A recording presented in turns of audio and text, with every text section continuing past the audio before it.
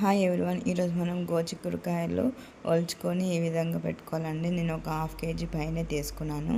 ఇవి నాటివండి, గింజలు కూడా బాగున్నాయి. ఇంకా మనం ప్రెషర్ కుక్కర్ తీసుకొని 2 నుంచి 3 సార్లు వాష్ చేసుకొని ప్రెషర్ కుక్కర్లో వేసుకుందామండి. ఇప్పుడు తగినన్ని వాటర్ వేసుకోవాలండి. నేనైతే 2 గ్లాసులు వాటర్ వేస్తున్నాను.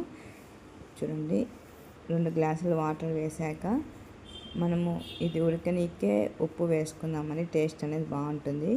1/2 టేబుల్ స్పూన్ ఉప్పు వేసుకోండి. ఉప్పు ఎక్కువ వేసుకోకండి. ఇంక ఉప్పు వేసుకున్నాక ఈ విధంగా కలపండి. ఒక 2 నుంచి 3 నిమిషాల వరకు ఉప్పు బాగా పట్టేలాగా.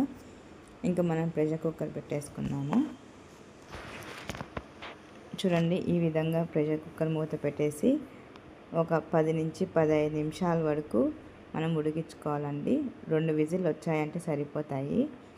చూడండి, ఈ విధంగా 2 విజిల్ వచ్చినాక స్టవ్ ఆఫ్ చేసుకుని ఈ చల్లారిలోపు మనం శనగింజల పొడి చేసుకుందామండి.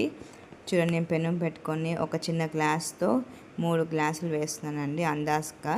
మీకు కావాలంటే తక్కువ కూడా చేసుకోవచ్చు. నేను శనగింజల పొడి గోచిక్కుడికి సరిపోయేంత కాకుండా కొంచెం ఎక్స్ట్రా చేసుకుంటున్నాను. మీరు కూడా ఈ విధంగా చేసుకున్నారంటే బాగుంటుంది. చూడండి, గోల్డెన్ బ్రౌన్ వచ్చేంత వరకు బాగా ఫ్రై చేసుకోవాలండి. శనగింజలు వేగాయా లేవా అని ఎలా తెలుసుకోవాలంటే పైన పొట్టు అనేది రాలుతుందండి.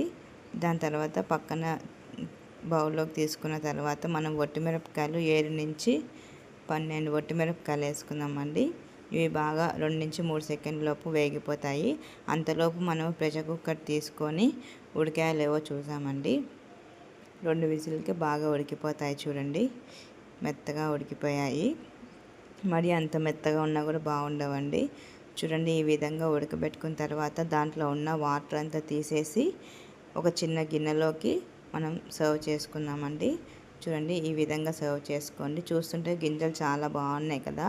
ఇంకా చల్లార్చుకున్న తర్వాత మనం మిక్సీ బౌల్లోకి శనగింజలు వేయించుకునేది పొట్టు తీసుకొని ఇలా బౌల్లోకి వేసుకుందాము. అలానే ఒట్టిమిరపకాయలు కూడా మనం ఏవైతే ఫ్రై చేసుకున్నామో అవి, ఇంకా అలానే తెల్లగడ్డలండి, పొట్టు తీయకుండా ఒక 4 నుంచి 5 వరకు వేసుకుందాము. అలానే చిటికెడంతా ఉప్పు కూడా వేసుకుందామండి. ఒక 1/2 టేబుల్ స్పూన్ ఉప్పు వేయండి చాలండి. తక్కువ ఉంటే మళ్ళీ వేసుకోవచ్చు. ఇంకా గ్రైండ్ చేసుకున్న తర్వాత మరి అంత మెత్త కాకుండా ఈ విధంగా బడకగా గ్రైండ్ చేసుకోండి. ఇది ఒక 10 నుంచి 15 రోజుల వరకు నిల్వ ఉంటుందండి. శనగింజల పొడి ఆ డబ్బాలో సర్వ్ చేసుకొని తెమ్మ లేకుండా పెట్టుకోండి. వేడి వేడి అన్నంలో కూడా తినచ్చు. ఇంక ఇప్పుడు మనం ప్లేట్లోకి సర్వ్ చేసుకున్నాం కదండి, అవి బాగా ఇలా 2 చేతులతో వాటర్ తీసేసేయండి. వాటర్ తీసేసాక ఒక బౌల్లోకి సర్వ్ చేసుకోండి. ఈ విధంగా మొత్తం చేసుకునేసేయండి. చూడండి, ఈ విధంగా మొత్తం చేసేయాలి. వాటర్ అనేది ఉండకూడదు. ఫ్రై మటుకు చాలా బాగుంటుంది. ఇంకా పెనం పెట్టుకొని మనము 1.5 టేబుల్ స్పూన్స్ ఆయిల్ వేసుకుందాము. ఆయిల్ వేడయ్యేలోపు ఒక ఎర్రగడ్డ కోసుకోండి. తగినన్ని ఆవాలు, తగినన్ని జీలకర్ర, 2 నుంచి 3 తెల్లగడ్డలు దంచి వేసుకోండి. తగినంత కరివేపాకు, మనం ఒక ఎర్రగడ్డ కట్ చేసుకొని వేసుకోండి. ఈ విధంగా చేసుకున్నారంటే గోచిక్కుడు తాలింపు బాగుంటుందండి. చాలా అంటే చాలా బాగుంటుంది. ఈ విధంగా చేసుకోండి. ఇంకా చిటికెడంత పసుపు వేసుకున్నాము. అల్లం పేస్ట్ అనేది వేయలేదండి, ఎందుకంటే తెల్లగడ్డలు వేసాం కాబట్టి. ఇవి గోల్డెన్ బ్రౌన్ వచ్చేంత వరకు ఫ్రై చేసుకోవాలండి. ఇది వేరు వేరు అన్నంలో కూడా చాలా బాగుంటుంది. ఇంకా చూడండి, ఇవి ఫ్రై అయిపోయాయి కదా. ఇప్పుడు మనం గోచిక్కుడు మనం ఏవైతే వాటర్ తీసేసామో అది మొత్తం వేసుకుందామండి. ఇంకా మనం ఇవన్నీ వేసాక మనం శనగింజల పొడి చేసుకున్నాం కదండి, ఒక 5 నుంచి 10 నిమిషాల వరకు ఇవి బాగా వేగాలి. ఇంకా 5 నిమిషాలు మూత పెట్టేసేయండి. మూత పెడితే బాగా వేగిపోతుంది. ఇంకా 5 నిమిషాల తర్వాత మూత తీసి చూడండి, చిక్కుడుకాయలు అనేది బాగా వేగాయి. ఇంకా మనం ఇది వేగిపోయాక మనం శనగింజల పొడి చేసుకున్నాం కదండి, ఈ శనగింజల పొడి 3 నుంచి 4 టేబుల్ స్పూన్ వరకు వేసుకోవచ్చు.